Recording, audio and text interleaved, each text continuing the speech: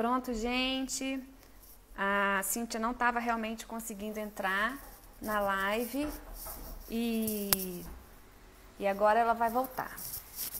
Desculpa a confusão, tá? Vamos lá, vamos recomeçar. Enviei o convite para você, quer dizer, enviei o convite para a Cíntia, ela vai entrar. Oi, Cíntia. Pronto. Desculpa, mas é porque da outra vez a live foi para lá atrás. É, porque tem muita gente esse horário, né? O pessoal começa... Bom, Tá então pouca a gente estava falando, você estava explicando sobre a questão da apraxia na síndrome de Down. Sim. Você quer encerrar esse assunto e aí a gente falar um pouquinho de Deixa eu saber das perguntas. Então, aí, como eu encerrei a live, Você perdeu as perguntas que estavam na caixinha foram perdidas. Aí, quando eu recomecei, tinha uma outra pergunta. Queria saber sobre os diagnósticos. Sobre diagnósticos de quê? Dos transtornos de fala. Tá. Então, peraí. Existe uma possibilidade de ser, assim, a criança com síndrome de Down ela pode ter uma fala. Não é impossível ter uma criança que fala que não tem alteração de fala. Eu não consigo dizer que todo mundo vai ter uma alteração de fala. Não tem bola de cristal, né? Mas a probabilidade de uma criança com síndrome de Down ter alguma alteração de fala é grande. Sim. Então, dentro dessas alterações, as mais comuns que são questões de ordem neurológica são a disartria. O que é disartria? A disartria, sim, tem a ver com o tônus muscular. Lembra, eu tenho síndrome de Down e logo eu tenho hipotonia. Quando a hipotonia, mas não é uma hipotonia só de rosto, é de pulmão, é de toda a musculatura. E isso compromete a qualidade articulatória da minha fala. Então, quando eu tenho, se a gente pensar na síndrome de Down e diretamente relacionado com a hipotonia, a gente vai ver que a disartria é um fator comum. Pode existir disartria com apraxia? Pode existir só disartria? Pode existir disartria mais atrás de fala? Sim. Então, esses são os diagnósticos de ordem neurológicas. Ou seja, que é de responsabilidade do cérebro. Podem existir outras demandas que têm a ver com, às vezes, com captação de som, mas de ordem neurológica são as três: apraxia, atraso motor e disartria. Tá, só para quem não sabe, quando você diz de ordem neurológica... Ah, tá bom. Beleza. O que eu disse? Lembra que eu falei que a fala, ela dá origem no cérebro. Então, existe um centro, de forma bem grosseira. Existem áreas responsáveis no seu cérebro para comandar a fala. Quando eu digo que é de ordem neurológica, isso significa que o cérebro, que é quem comanda essa programação da fala, por essa organização da fala, ela está comprometida. Então, de ordem neurológica significa que a ordem aqui está errada. Está errada não, está comprometida. Pode ter pode ser de ordem auditiva? Pode. Pode ser de ordem de boca? Pode. Mas ordem auditiva que você diz é a compreensão da informação, só para as pessoas não acharem que é uma deficiência, uma baixa audição. Não. Só que o que acontece... peraí que eu perdi. Pode ser de ordem auditiva, pode ser de problema... Já sei. De APM, de mandíbula. Sim. O que eu quis dizer... Por que eu marquei as três questões neurológicas? O que é ter síndrome de Down? Ter síndrome de Down é ter um cérebro de densidade de tamanho menor, de áreas mais comprometidas e de função diminuída. Então, como eu tenho síndrome de Down, eu tenho mais propensão a ter alterações no cérebro. Por isso, essas três possibilidades de desordem de fala, elas estão mais recorrentes. O atraso motor, a disartria e a apraxia sendo rara conforme a descrição da literatura. Sim. Deixa eu aproveitar um segundo. Claro. Você manda. Qual é a relação que eu tenho de apneia do sono e fala? Quando é que... Teve uma Diga. pergunta sobre isso aqui. Uma mãe perguntando, dizendo que a filha andou... Olha a relação, aproveita o gancho. Andou com 5 anos, tem apneia, não fala apenas algumas palavras. Tá. Eu não tenho competência para poder falar sobre sono e sobre apneia de uma forma assim para todo mundo. Eu sei. Mas se a gente pensar, até porque essa não é uma competência da fonoaudiologia. Como fonoaudiólogo, tenho a possibilidade de tratar algumas questões que podem piorar uma apneia obstrutiva, uma apneia periférica. Então, o que acontece? A gente sabe que a gente tem, quando eu tenho síndrome de Down, a gente tem um rosto hipotônico. Então, tudo é mole. Isso não é via de regra para todo mundo, mas em grande maioria, o tônus de uma pessoa com síndrome de Down é rebaixado no rosto, é diminuído, ele é mais mole no rosto. Quando a gente vai dormir, o que acontece? O que acontece quando a gente vai dormir? Eu não tenho... Uma pessoa que não tem síndrome de Down, uma pessoa típica, o que acontece com a musculatura dela? O tônus cai, a gente fica relaxado. Então, isso não é diferente com a síndrome de Down. E aí o que acontece? O que era hipotônico, o que era mole, o que era relaxado, fica mais relaxado.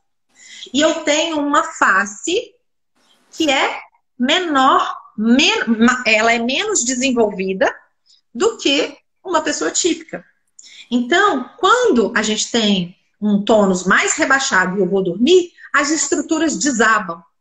Elas desabam e fica faltando ar, a língua despenca, o palato vibra e a criança não ronca. Tudo isso, quando despenca, o que acontece? A criança fica períodos sem respirar. O que é respirar? É levar o oxigênio de um lugar para o outro. E aí, quando eu deixo de levar oxigênio, por exemplo, para um cérebro, então esse cérebro vai estar em defasagem. O que significa isso? Eu estou super gripada hoje, toda entupida. Dormi. Amanhã eu consigo trabalhar bem? Não, meu corpo está cansado porque eu não descansei. Então, eu estou gripada 2 dias. Então, eu não durmo 2 dias. E eu não rendo 2 dias. O sono é importante para consolidar aprendizados. Então, síndrome de Down e logo tem um tônus rebaixado e durmo mal. Eu não durmo mal igual a mim, que dormi 1 ou 2 dias porque eu tô gripada. Eu durmo uma vida. E quando eu durmo uma vida mal, meu aprendizado cai. Então, o comportamento altera. Isso. O aprendizado, a disposição, o nível de atenção, porque só existe aprendizado quando tem atenção. A atenção leva ao foco, que leva à memória, que leva ao aprendizado. Se eu não tenho atenção porque eu não dormi, como é que eu vou aprender? E aí eu pergunto para uma mãe assim, olha, como é que você quer que o seu filho fale se ele não dorme? Tem 5 anos que ele não dorme. Você, adulta, não consegue trabalhar durante 1 semana depois de ficar gripado.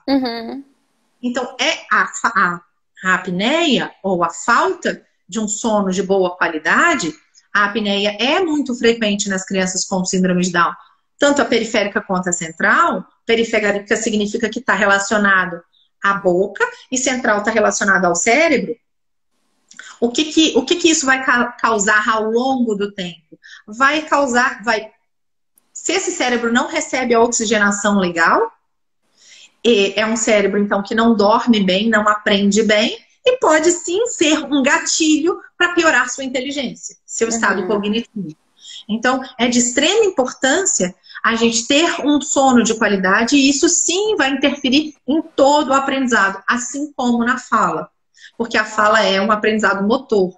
Sim. Qual é a experiência que eu tenho sobre uso de CPAP ou BIPAP em crianças com síndrome de Down e alterações de fala, apraxia? Muito. Respondi aqui.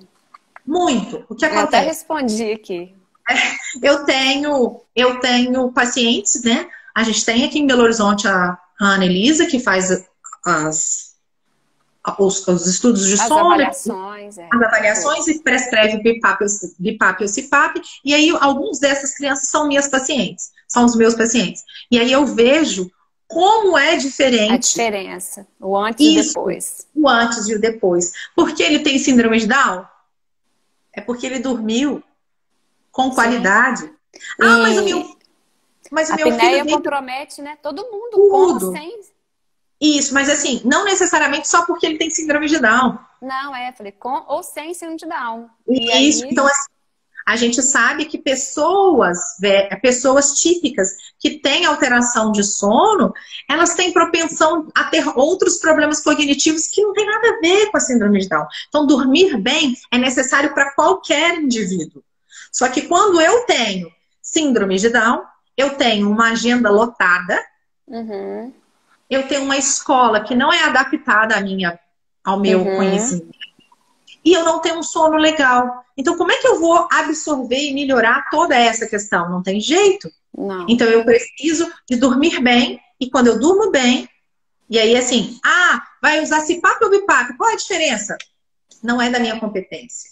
Como uma fonoaudióloga pode ajudar uma pessoa com síndrome de Down quando ela é diagnosticada com apneia obstrutiva? São exercícios. Só que aí a gente tem que parar para poder pensar assim, isso é minha ideia. Qual é o paciente com síndrome de Down que faz exercícios de motricidade orofacial, exercícios de boca, de uma forma consciente? Funcional. O que são os exercícios para apneia? Muito posteriores. Quer dizer, os exercícios são aqueles que envolvem estruturas lá atrás. A criança com síndrome de Down não consegue controlar muitas vezes o que ela suja a boca. Ela come, ela suja a boca, ela não consegue controlar o que está aqui, ela vai conseguir controlar lá atrás. Então, eu tenho certos receios sobre a indicação de exercícios para crianças com síndrome de Down. Mas esse se eu dizer é para todo mundo? Não. Individualidade. Bom senso é o que tem que reinar quando você está diante de uma pessoa com síndrome de Down. Mas é importante levar isso em consideração. A gente poderia pensar, por exemplo, uma criança que tem dificuldade, que não fala o que, o ge, o re. O re nem tanto. Que são fonemas posteriores, né? Que a gente fala palatais, que necessitam do movimento do palato mole, que a gente fala, que é o véu palatino. Essa criança, ela teria uma chance maior de fazer apneia? Ou vamos lá, não? Mudar a pergunta. É mais difícil para essa criança trabalhar a apneia, fazer o exercício, já que ela não tem esse fonema. Se ela não tem o fonema, ela já não usa corretamente. Mas a gente tem que pensar o seguinte. Por que ela não usa? Por que ela não faz? Eu posso ter um encurtamento de véu, que não é impossível na síndrome, e posso ter uma incompetência. Para quem não é fonoaudiólogo, eu estou dizendo que, sabe esse negócio quando a gente abre a boca, enfia o dedo lá e a gente faz vômito? Não tem uma campainha lá atrás? Isso é véu. Então, eu estou dizendo que, às vezes, essa campainha é quem te faz roncar. E, às vezes, ela ronca porque ela é mole demais, né? Então, quando ela é mole demais, ela sobe e desce com muita facilidade. E aí a Amália disse assim, existem sons no português que precisam de um movimento dessa campainha, ou que precisam de outras estruturas que estão lá atrás. Será que essa criança que tem sons lá atrás, ela não consegue fazer? E talvez ela seja mais propensa a desenvolver a apneia? Eu te devolvo a pergunta. Melhorada. Eu te devolvo a pergunta, por quê? Eu posso ter uma campainha curta e o que é a campainha? Ela é composta de músculo. Se ela é composta de músculo, ela é hipotônica, por natureza da síndrome. Porém, assim como ela é hipotônica, ela pode ser mal programada. E aí, porque o cérebro não consegue fazer... Se você prestar atenção na voz da pessoa com síndrome de Down, ela oscila. Né? Tem horas que sai muito pelo nariz, para quem não é fonoaudiólogo, horas sai muito pelo nariz, horas sai tudo pela boca. Então, o que acontece? Pode ser um problema de programação. Então, não dá para fazer essa relação direta, porque se ele for uma campainha pequena, então vai ficar difícil de instalar esses fonemas. Se for uma campainha incompetente, incompetente significa que ela não consegue trabalhar do jeito que a gente estava precisando que ela trabalhasse. Uhum. Então, a gente vai ter que malhar essa incompetência. Mas aí eu te pergunto, e a programação? A programação não é conforme, o atendimento não pode ser conforme uma criança típica. Uhum. Porque envolve outros quesitos que na síndrome está acometida. Então, a relação direta eu não faria. Porque existem outras coisas. Uhum. Entende? Tem uma pessoa que falou, nossa, como que falar é complexo. É muito complexo. A gente só dá atenção a isso quando nós, a gente que eu falo, não fonoaudiólogos, que a gente dá atenção a isso o tempo todo. Mas nós pais, quando você tem um filho com alguma dificuldade de fala e você fica ali em casa tentando, né? Sabe o que me chateia? É você falar pra mim assim, fulano é preguiçoso, ele não fala porque ele quer. Se você souber qual é a complexidade que tem que manter num cérebro, qual a complexidade dessa fala, o nível de programação que tem que acontecer para essa fala funcionar, para essa fala existir, você vai descer do salto e falar, meu filho, vem aqui que eu vou te ajudar. Ninguém deixa de falar. E sabe qual é? Deixa eu fazer um parênteses. Qual é a importância da fala e o comportamento? Geralmente, as crianças que não falam, elas têm um comportamento alterado. Por quê? Eu acabei de ser assaltada. Todas as vezes que eu vou dar curso, eu falo esse mesmo caso. Eu acabei de ser assaltada, fizeram horrores comigo. Enquanto eu não encontrar, aí eu fico, nossa, pelo amor de Deus, tem que conversar com alguém. Não. Enquanto eu não encontrar uma outra pessoa para poder vomitar tudo aquilo que aconteceu comigo, eu não relaxo. Não é? Mas é. E o que acontece? Eu tenho síndrome de Down e não falo. Como é que eu vomito essas coisas que eu preciso de te contar? Então, eu vou destruir tudo. Aí vira aquele menino Tasmania. Sim. Por quê? Porque ele é sem limite? Existem crianças sem limite, sim. Hoje a falta de limite é tanto para criança deficiente quanto para criança típica. Sim. E aí a gente vai entrar em outra parte que não me cabe. Sim. Então, só que eu preciso de fazer uma relação que não julgue a criança como preguiçosa, como, sei lá, sem limite, ou Tasmania. Analise que tudo você oferece fala a ela.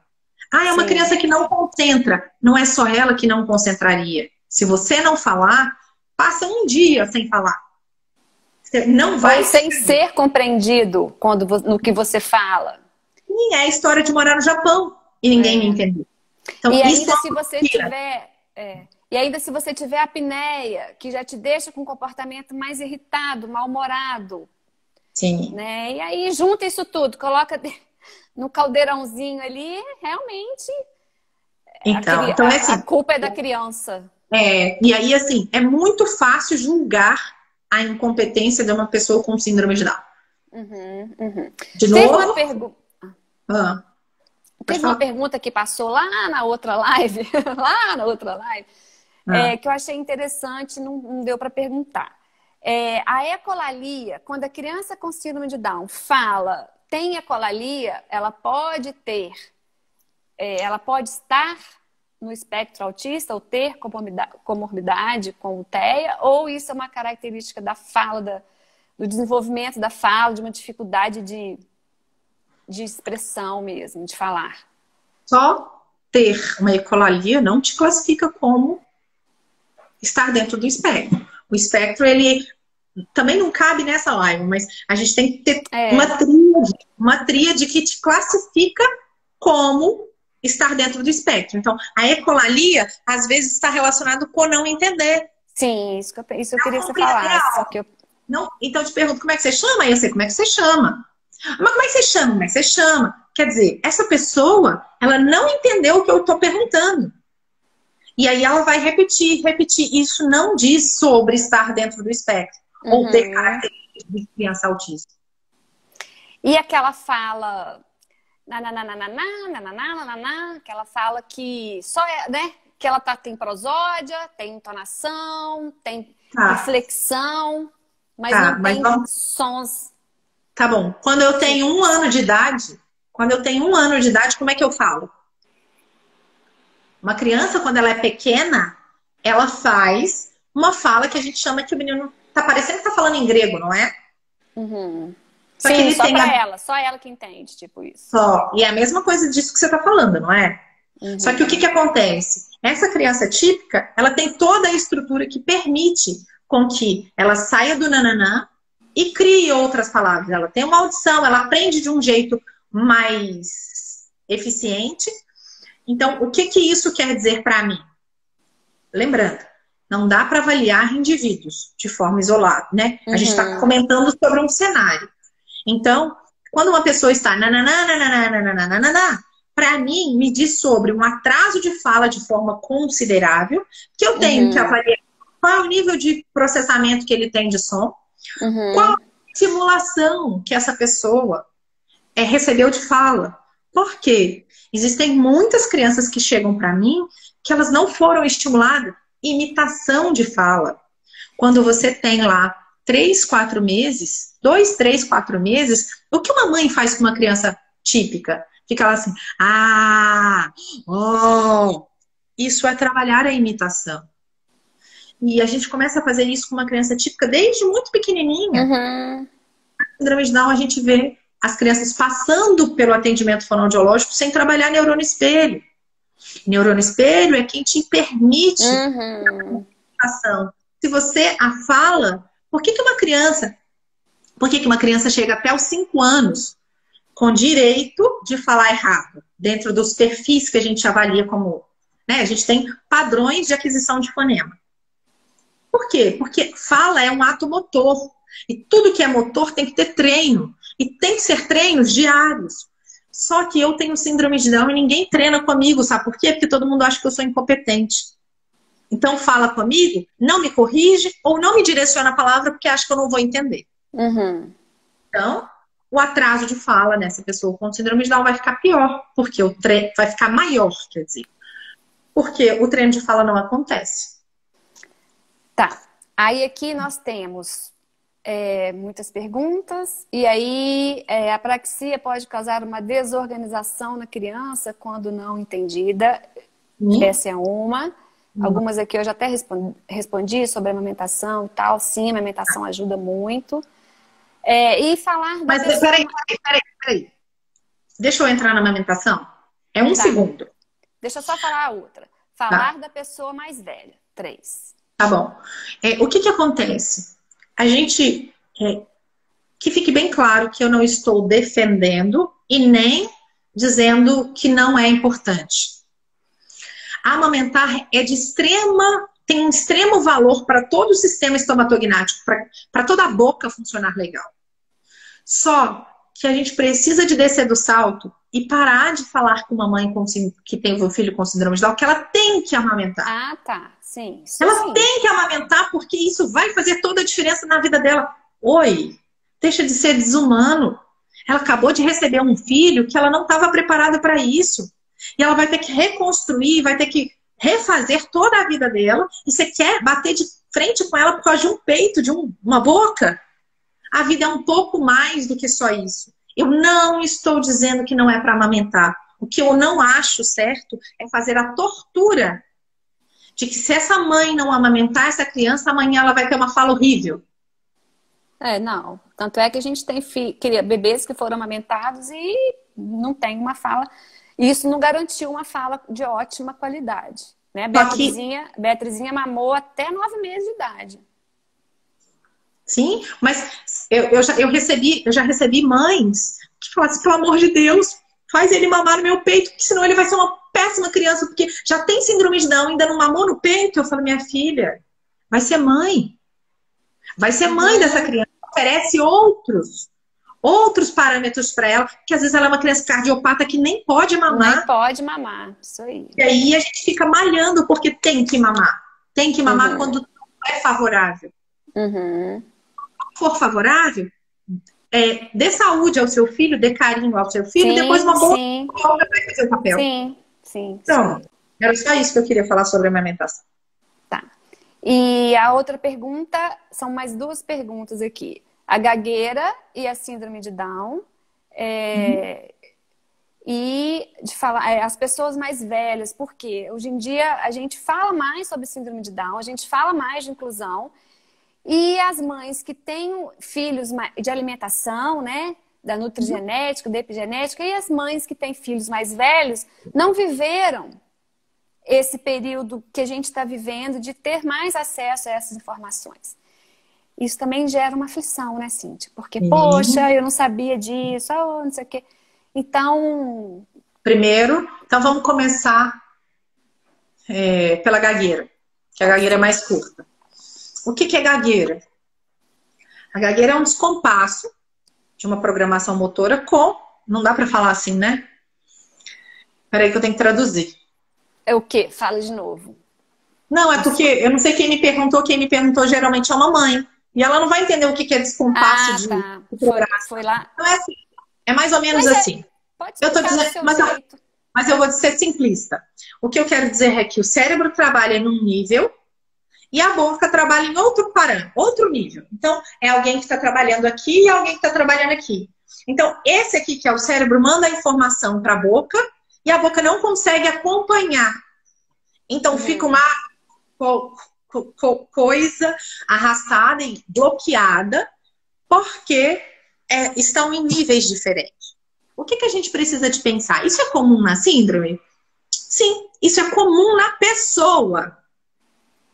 Existe uma fase na vida que pode ser que durou um dia, mas toda pessoa típica, ela teve a gagueira do desenvolvimento. Isso é comum em grande parte das pessoas. Não toda, mas pode ser. Grande parte das pessoas podem ter a gagueira do desenvolvimento. E o que é isso? É esse descompasso que depois o cérebro e a boca se ajustam e fica tudo ok. Então, tem coisas que são passageiras. Pode durar um dia, um mês, enfim, mas tem sintomas que a gente avalia para ver se isso é patológico ou não. Quando a gente está diante de um caso desse, a gente leva para a fono avaliar se isso é gagueira do desenvolvimento ou se isso é patológico. Só que o que acontece? Se a gente estiver diante de uma criança com síndrome de Down, todo o tempo de treino de fala dela é muito mais lento. E uma criança típica desenvolve em uma semana, uma criança com síndrome de Down desenvolve às vezes em um mês ou muito mais. Isso pode permitir com que o tempo dessa gagueira aumente. E aí a gente precisa de avaliar. Porque a gagueira também pode estar relacionada à programação motora. Lembra que existe um descompasso. Então, às vezes, a criança não tem só a gagueira. Ela tem outros descompassos que são relacionados ao cérebro e que fazem com que essa boca não responda legal. Então, ela quer falar e o tempo é menor, é maior, assim, né? Entre aqui e aqui, gente, né? De uma maneira bem simplificada. Nesse intervalo de uma live para outra, eu recebi uma mensagem de uma mãe dizendo assim, olha, fulana disparou a falar, minha paciente. Fulana disparou a falar, mas agora vem uma gagueira que... é isso aí, deixa eu falar. É justamente isso que acontece na criança típica. Isso aí. A cabeça está fervilhando de informação. E a boca não consegue receber toda essa... Então, não acompanha. Não acompanha. O que a gente vai fazer? A gente vai esperar. É lógico, por exemplo, essa criança está sob supervisão minha. Então, eu posso dizer sobre ela. Não posso dizer sobre todas. Mas a fonoaudióloga vai ver, vai acompanhar como é que está esse descompasso. É um descompasso que não passa? Pode ser uma gagueira. É um descompasso que flutua? Então, pode ser uma gagueira típica do desenvolvimento que aconteceu em uma idade atrasada. Porque tem uma programação motora atrasada. Sim. Vamos, eu vou abrir as perguntas da caixinha. Aqui acontece, por exemplo, isso que você falou, a Beatriz aumentou muito rápido o vocabulário e, né, fala pra caramba. E aí, às vezes, você vai. Não é uma gagueira de repetição. Vai, repetindo a palavra. Aí a gente para, fica esperando ela acabar de falar, né? Mas é isso, gente. Isso acontece, sim. E eu acho bacana que isso aconteça, sabe por quê? Sim. Porque isso está relacionado com o aumento de vocabulário. A gente vai pensar pelo lado positivo. Nossa, está deslanchando a fala. Sim. Se vier uma gagueira, beleza, a gente trabalha no consultório. É um pouco mais difícil quando está relacionado com a deficiência intelectual. Mas é bacana saber que a criança está gaguejando porque um momento de fala aconteceu. E então, tem momentos de melhora, tem períodos que isso acontece, tem semana que passa, vai numa boa. E isso é um dado legal, porque isso é conforme o desenvolvimento. Não é uma... Porque quem gagueja, gagueja todos os dias. Sempre.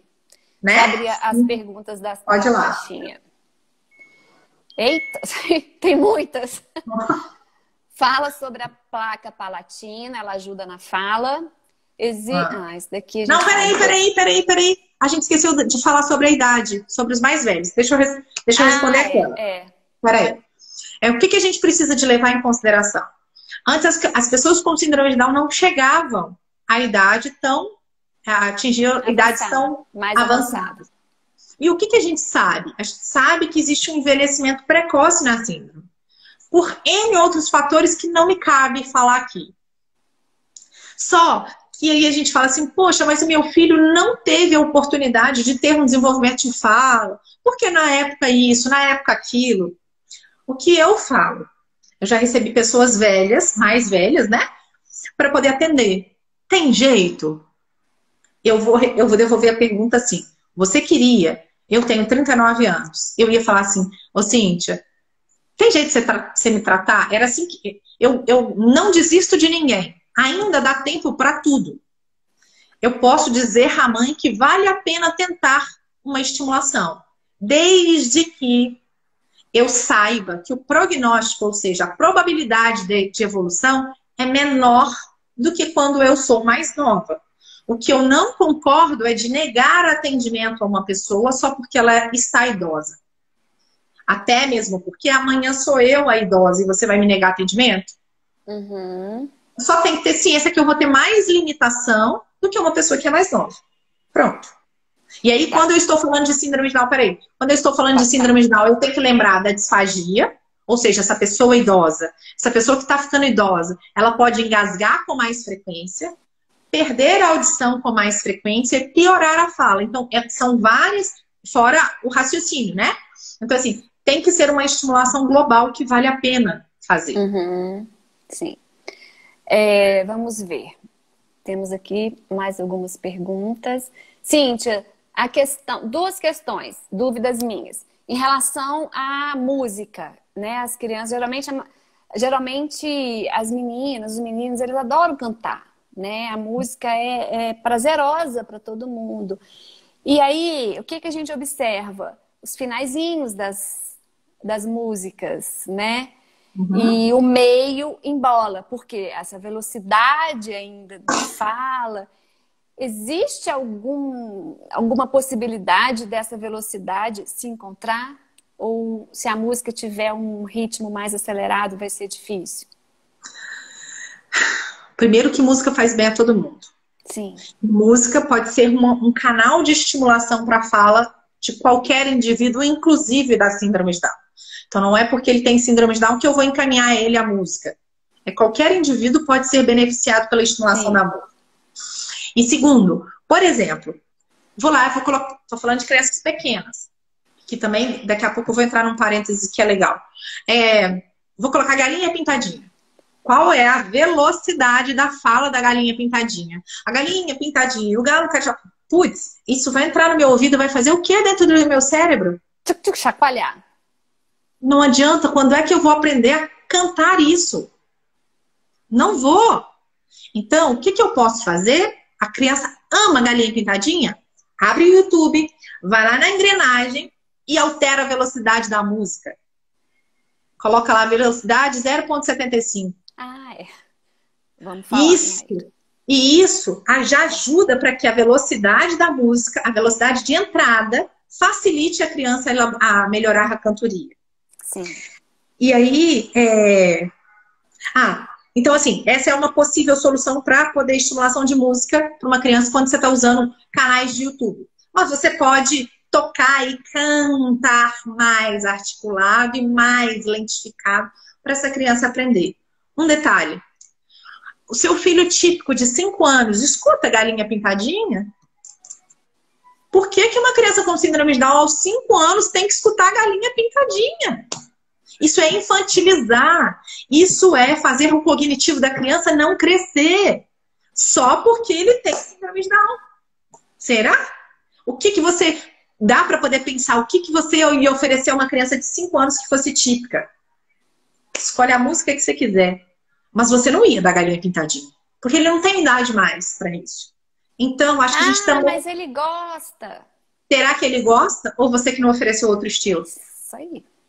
Quanto você oferece de brinquedo infantilizado? Quanto você oferece? Ai, fulaninho, você quer uma aguinha? Ai, meu neném. Eu falo, neném onde, filha? Seu filho tem 2 anos. Aí eu falo assim, ó. Meu neném, peraí. Meu neném. Neném fala. Você leva pra fono para estimular a fala e chama ele de neném. Qual é o neném que fala? Nenhum neném fala.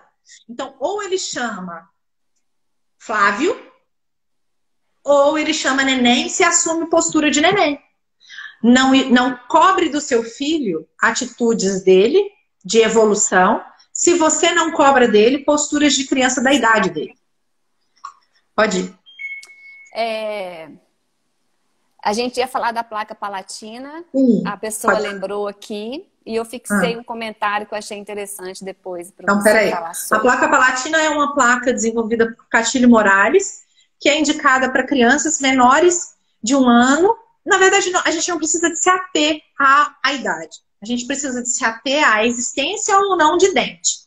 Então, é uma placa de acrílico que tem um botão em cima, que a intenção é fazer com que essa língua lembre a postura dela. Ela ajuda na fala? Não existe uma relação direta. Todo mundo que usar a placa palatina vai ter uma fala legal. Oi, fala, começa aqui. Mesma coisa da amamentação. A placa, a gente usa aqui. O que eu posso favorecer com o uso da placa? Uma musculatura e uma harmonia melhor. Mas dizer que isso vai ajudar na fala, não. Isso vai ajudar na organização, harmonização. Mas na musculatura, na verdade. Porque a programação está aqui. Eu já tive pacientes que usaram a placa que foi super produtivo e eu tive pacientes que não deram nenhum resultado. E a questão da língua, da projeção de língua, ela pode ajudar a não deixar essa língua? A ideia do botão é justamente isso. E ele tem ranhuras aqui para o lábio fechar. Só que, me conta uma coisa. Como é que a gente vai falar de protrusão? Eu vou usar uma placa palatina com a criança toda entupida. Ela vai respirar por onde? Ela não vai respirar. Se o nariz está entupido, eu ponho uma placa aqui, ela vai ter que abrir a boca. Então, assim, quando a gente está falando de um único instrumento, não dá para poder ser pontual nele. Existe todo um contexto. Quando é que eu indico uma criança para colocar placa palatina? Quando existe todo um contexto que é desfavorável para essa criança. Então, existe língua para depois da gengiva. Ela fica de lábio entreaberto. E a fono já tentou vários exercícios. Por exemplo, colocar essa criança no canudo, melhorar a mastigação, e essa língua não houve retração. Porque a placa sozinha não tem valor. Ela tem valor associado ao trabalho da terapeuta, mais o trabalho de continuação da mãe em casa. O comentário que eu fixei é: comum a criança com síndrome de Down ter dificuldade em estabelecer um diálogo? Minha filha fez 9 anos e tem dificuldade. É considerado patológico? Volta lá no início da nossa live, eu acredito, né? Sim. E aí eu acho que só me fala de novo, só para eu ver se eu entendi, se é para eu... Apaguei. Mas fala, resume. A filha tem 9 anos e tem dificuldade em manter, ter diálogos, né? Ter diálogos com a mãe. Mas deixa eu só... perguntando se isso é patológico.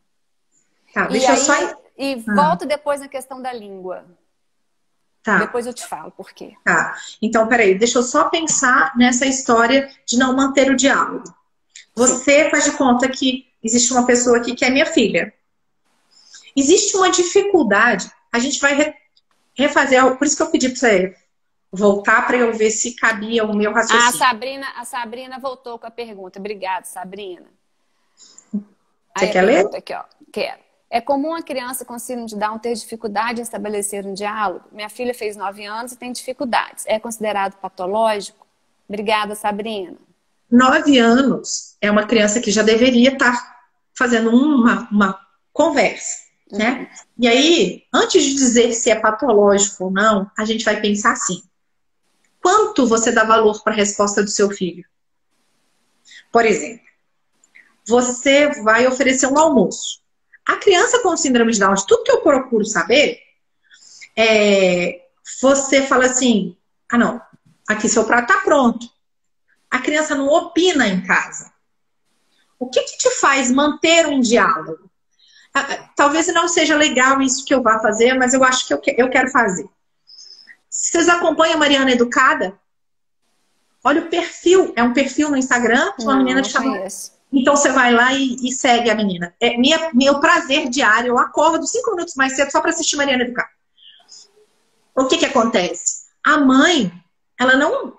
O perfil da mãe é de conversa livre com a criança. Então, por exemplo, elas estavam conversando outro dia sobre comida saudável. E a menina queria comer uma pizza. E a mãe perguntou para ela assim, mas como assim, se você quer comer comida saudável e pede uma pizza? O que acontece? A mãe estimula essa troca. Você pergunta e a criança responde. O que a gente vê, geralmente, é que os pais limitam essa troca. Por exemplo, você foi para a escola? Foi legal na escola? Foi. Isso mesmo. Eu falo isso também. Fulano foi? O que você fez hoje na escola? Como é que foi e o pior, como é que foi a aula hoje? Olha que... aí vamos pensar na abstração de uma pessoa com síndrome de Down. Como foi a aula hoje? O que significa isso? Ué, a aula foi. Uma criança típica responde, boa. Sim. Por quê? Mas isso não leva a uma conversa. Não. Então, assim, a narrativa, a criança com a síndrome de Down tem sim uma dificuldade de narrativa. Porém, a gente pode, em casa, estimular para que essa narrativa melhore. Então, o que acontece? A gente precisa de melhorar o nível de comunicação, estimular para que essa criança conte mais sobre isso. Sim. Mas, de novo, não é necessariamente uma dificuldade da criança. Pode ser uma dificuldade do meio ambiente, que não sabe perguntar. Eu falo, Cíntia, quando para crianças com atraso, para os pais, né? Cíntia. Oi, cliquei em alguma coisa errada. Foi outra live, gente. Gente. Bom. Que existem perguntas boas e perguntas ruins, né? Então... Não é pergunta ruim, é pergunta que não te leva a lugar nenhum. Mas perguntas ruins justamente porque são essas perguntas amplas que você pode, né, que dão margem a uma resposta que as crianças, típicas ou não, elas não têm condições de dar, de oferecer, né? Então, refaça as perguntas de uma maneira mais específica. Falando sobre essa questão de estimular o diálogo, hoje eu peguei... Beatriz, ela pediu bolo. Eu falei que não ia dar. E dei um pedacinho só. Era um bolo não legal, assim, não saudável. E aí dei, porque se eu falar não é pior. Ela pediu mais. Eu falei não, porque não é saudável. Ela sempre fala desse negócio de comida saudável. Fui lá pra dentro. Quando eu voltei, ela tinha fechado a porta da cozinha de correr e estava lá com a mão comendo o bolo não saudável, né? Então, gente, é importante esse diálogo aberto, explicar o porquê. Porque senão você não vai conseguir fazer com que a sua criança entenda por que ela não pode fazer determinadas coisas ou comer outras. Isso agora é difícil, sim. Agora sou eu que vou falar. Claro, é esse que é o objetivo. Você sabe que não pode comer isso, isso e aquilo, que não é saudável, e você come. Sim. Por que que uma criança com síndrome de Down tem que ser tão restritiva? Eu entendo do terceiro cromossomo trazer. Eu entendo da questão do trato. Eu entendo da questão. Eu entendo tudo. Só que assim, poxa, nem a gente segue as regras alimentares. É ou mentira? Tipo assim, eu sigo, mas não é o caso agora, assim. Mas eu acho que é difícil eu entender que ela podia comer um pedaço, porque aquele bolo não era um bolo tão saudável. Tá bom. Eu te pergunto, o que é pedaço? Um bolo é um pedaço. Isso é um pedaço. Mas, na verdade, a gente precisa de pensar com cabeça de menino com deficiência intelectual, porque senão a culpa é dele, ele que é malandro e que não sabe obedecer. Entendeu? Isso você vai na padaria e pede uma fatia de bolo. A fatia pode ser essa e o bolo inteiro. Então, ótima aí, a Deb arrasou com a resposta. Não dá pra eu ler. Difícil mesmo se você compra o tal bolo não saudável. Pronto, encerrou o assunto. Pois é. Sim. Bom, tem 3 perguntas na caixinha. Daqui a pouco a gente vai bater. Aí falta 6 minutos para a próxima live acabar. Já? Aí eu não tô marcando. Bom. E amanhã? Criança que suga a língua, fica sugando a língua. Uma criança de... eu li. Minha filha tem 4 anos e suga a língua a noite toda. A gente precisa de ver qual é o tanto de hipotonia que ela tem de língua. Não são só pessoas com síndrome de Down que sugam a língua de noite. Isso está relacionado ao tônus de língua. A gente precisa de estimular isso para poder melhorar. E a gente estimula como? Funcionalmente, que é o que mais vale a pena. O que é trabalhar funcionalmente? É dentro da alimentação dela, fazer ela trabalhar de uma forma produtiva, da melhor forma. Então, canudo, seringue, enfim, tem um leque de atividades funcionais que a gente pode melhorar o tônus. Mas é fato que a gente precisa de melhorar o tônus dessa língua. Tá, mas e quando essa sucção de língua é como se fosse uma mania, um tique, uma estereotipia? Mas dormindo.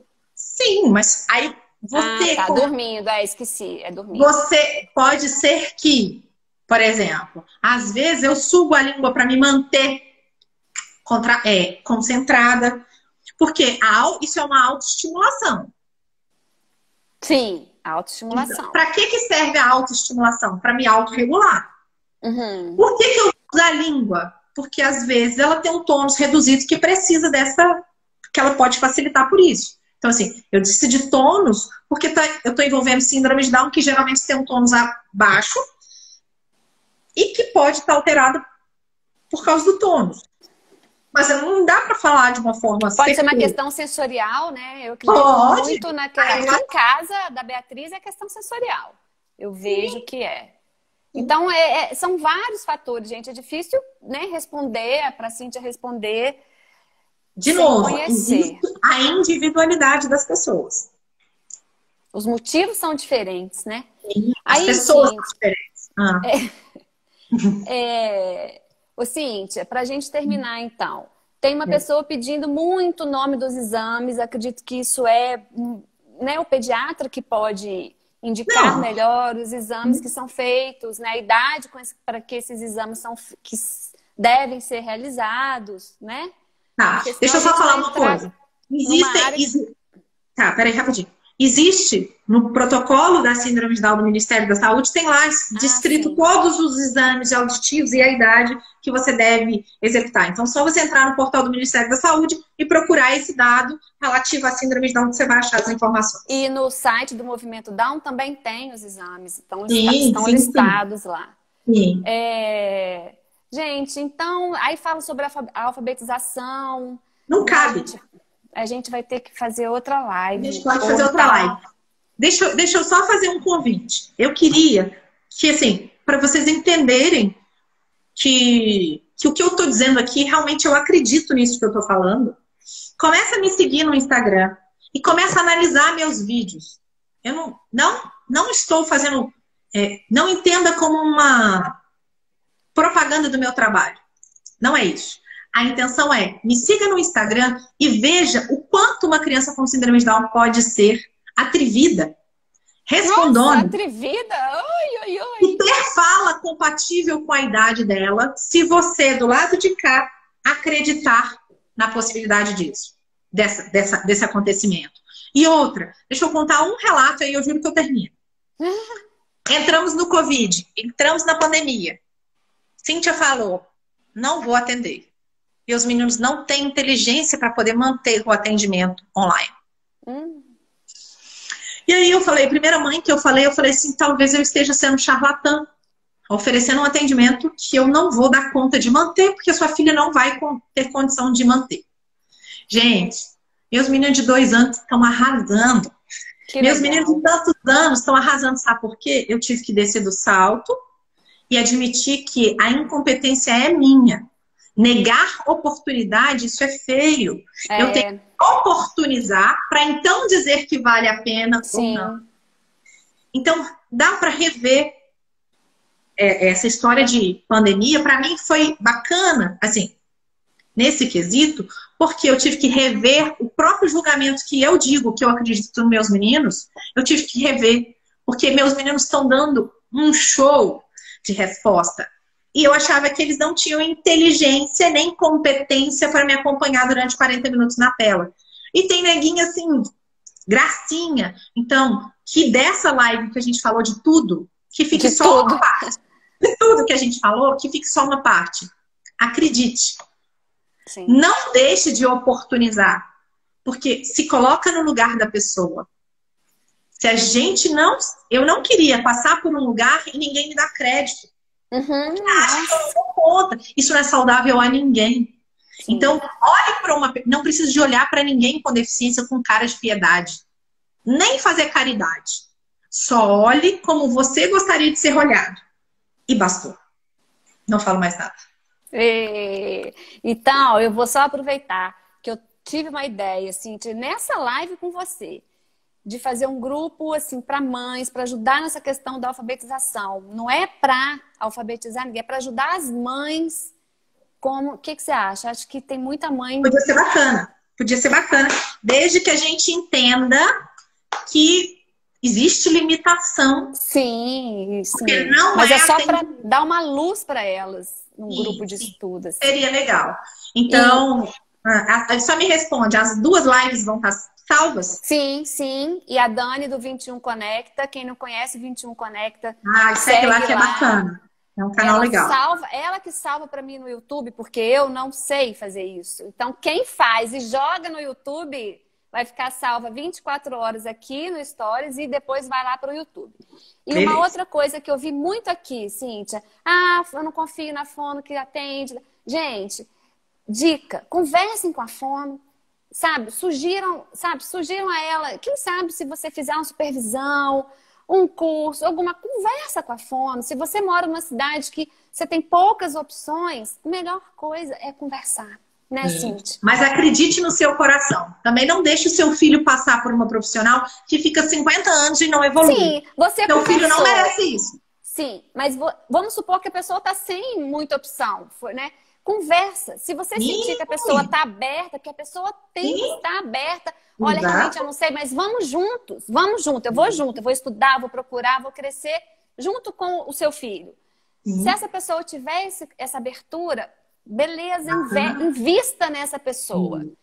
Mas se você achar resistência, então realmente fica mais complicado. Porque, às vezes, é muito difícil. O Brasil é enorme, né, Cíntia?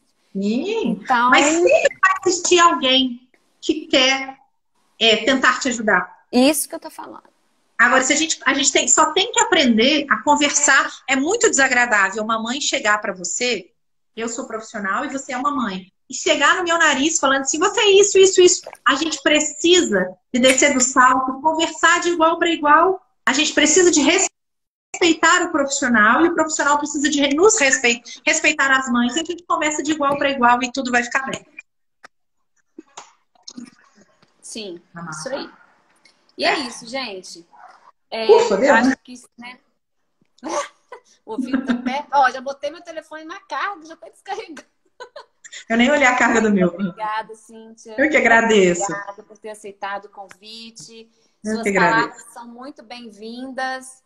E é isso, gente. Vai ficar salva lá. E espero que vocês tenham gostado. E a gente promete uma outra, né, Cíntia? Se Deus quiser. Se for para ajudar uma pessoa... O lema é, se for para ajudar uma pessoa com síndrome de Down, a tia Cíntia tá aqui. Eba! Beijo. Tá bom? Tchau. Beijo. Tchau, tchau. Até a próxima. Até. Tá, obrigada de novo. Eu que agradeço.